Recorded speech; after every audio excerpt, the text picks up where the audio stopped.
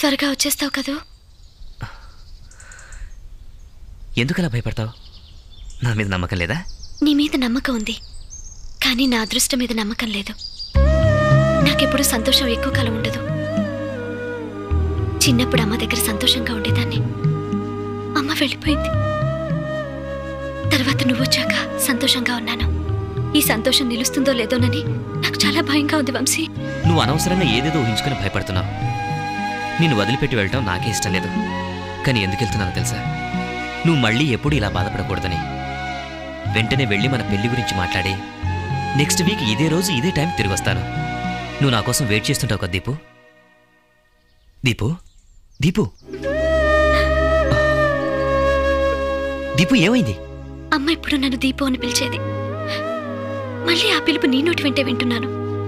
పలికితే నువ్వు పిలవటం ఆపేస్తావేమోనని అలాగే ఉండిపోయాను.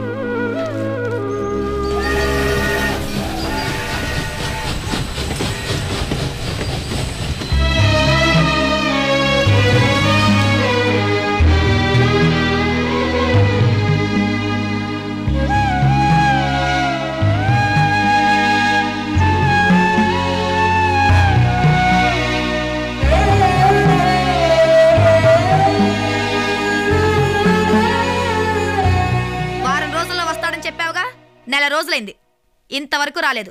ఇంకెప్పుడొస్తాడు? నీ మాటలు విని ఈయన మాటలు విని నేను ఇద్దరం ఎదురు చూస్తూ కూర్చున్నాం. ఇంకా ఎదురు చూసే ఓపిక నాకు లేదు. అందుకే నీ పెళ్లి ఫిక్స్ చేశాను. రేపొద్దున్నే పెళ్లి. అది కాదే, దానికి ఇష్టం లేని పెళ్లి చేస్తే. దానికి ఇష్టమైన వాడితో తిరిగిందిగా, వాడు అవసరం తెచ్చుకుని వదిలేశాడు. చిచి, ఈ విషయం అందరికీ తెలిస్తే దీనికి అసలు పెళ్లే కాదు. దానికి కారణం కూడా నేనే అనుకుంటారు. అందుకే నేను ఎవరి మాట వినదలుచుకోలేదు. రేపే దీని పెళ్లి, అంతే.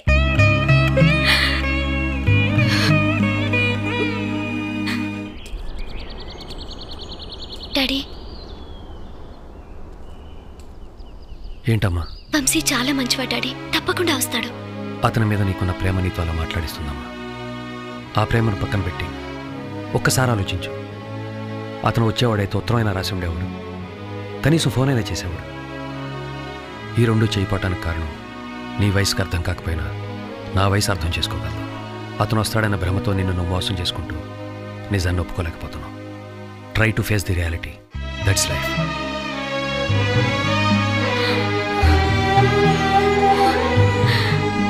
Post.